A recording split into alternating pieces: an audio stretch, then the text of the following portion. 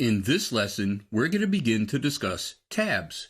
If you'd like to follow along, go under the File menu to Open, and in the Sample Files folder, scroll down to 0709, Tab Tips, Part 1, and just click Open.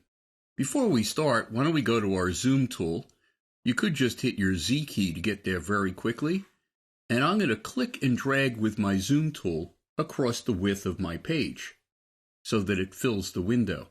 Now, I'm going to go under my Type menu to Tabs to open the Tabs panel. That's right, it's a panel. It's not a dialog window. It's actually a huge advantage, which we're going to get to in just a couple of minutes. First, why don't we talk about the panel itself? There's a ruler going across the bottom. There are 4 different kinds of tab formatting buttons. There's an X field to help you position the tabs precisely. There's something called a leader field and also an align on field, which we'll talk about later. And there's also an options menu, which we will also talk about later. And then there's this interesting little magnet. If I click on that, absolutely nothing happens. And the reason is, the way my page is currently set up in the window, there's no way for it to do anything. So let me first go to my Type tool and just click on a frame. And you can see my Tabs panel ruler has actually changed. And let me click on the magnet again. And you can see now it is actually lining up with the top of the frame that I'm working with. Without an insert point, it didn't know what to do. Let me show you something else about the panel. I'm going to scroll down just a little bit and click on my magnet again. Nothing happens. The reason is there needs to be room above the top of the page and the top of the window for the Tabs panel to actually fit in there. Let me click on the magnet again and you'll see that it goes right into position. Tabs are actually paragraph formatting. So being that I have my rows in the chart that I'm setting up set up as paragraphs, I have to actually select each and every one of those paragraphs to format them together. So I'm just going to click and drag to select my 4 paragraphs. Let's talk about the 4 different kinds of tabs. The first one is a left justify tab. That means that it's going to move the text over to the tab and align the text in that column from its left out, so it's justified to the left. Let me click at an inch and see what happens. And you can see that the left side of that column aligns to the left justify tab. But it's not exactly at an inch. You can see in the X field, it's at 0.9861, almost an inch. Let me just select what is in that field, and you can see how my tab is highlighted. That means that it too is selected.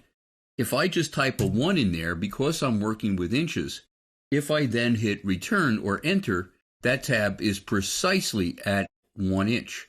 Let me click again. I'll go to about 2.5 inches.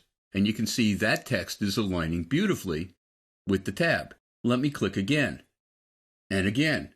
And you can see that I'm clicking in the white space above the ruler. Ah, I see a problem. And now you're about to see the big advantage of working in a panel as opposed to a dialog window. If I was in a dialog window, I wouldn't be able to make any changes to the text itself without canceling out of the dialog window and then fixing whatever it is I need to fix and then starting all over again with my tabs. Here, because I'm in a panel, watch what I can do. I can select the extra tabs that I had in that first row and just delete them. And I also have to reselect my 4 paragraphs or nothing is going to happen. One of the things I can do very easily is click on a tab and you can see I get an insert point. If I start dragging backwards towards the left, I'm actually moving that entire column. Let me do it again with this column and this column. And if I happen to, by mistake, go out from above the ruler, you could see that the tab goes away. But as long as I don't let go of my mouse button, I can go back up and let go, and there's my new formatting. Let me drag again on this tab, so I'm adjusting everything towards the left.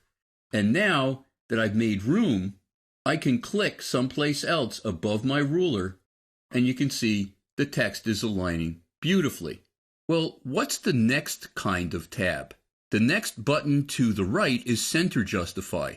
That means if I apply it, the text in that column will be centered to the tab. So let me click on that second column tab and just drag it over a little bit. And now, with that tab still selected, you can see it's highlighted.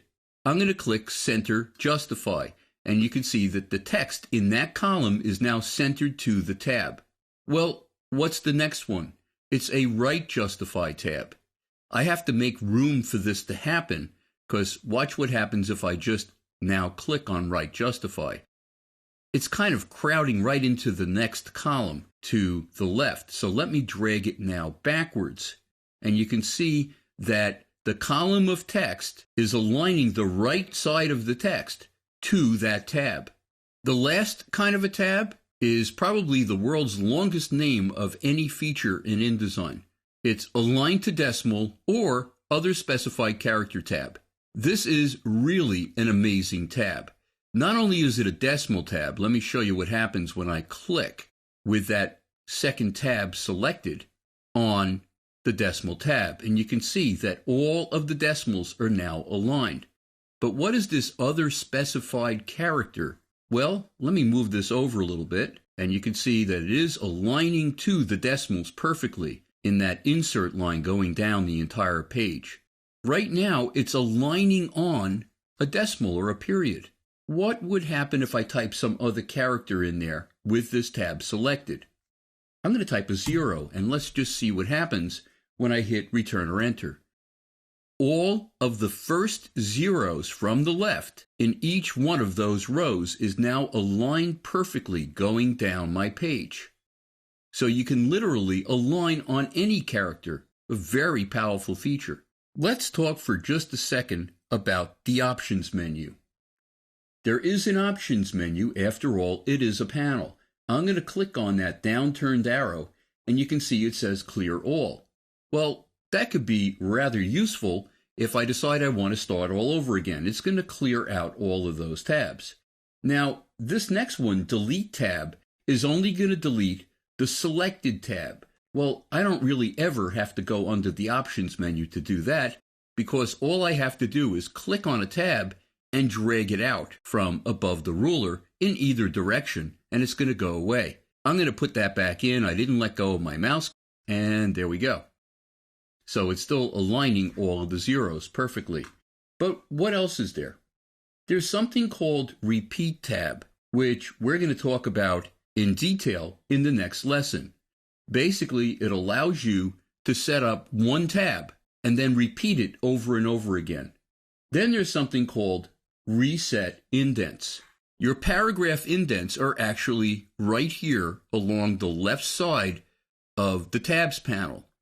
The bottom one, if I click on it, you can see it's moving also the top indent, which is the first line indent. I could actually click on that and drag it backwards.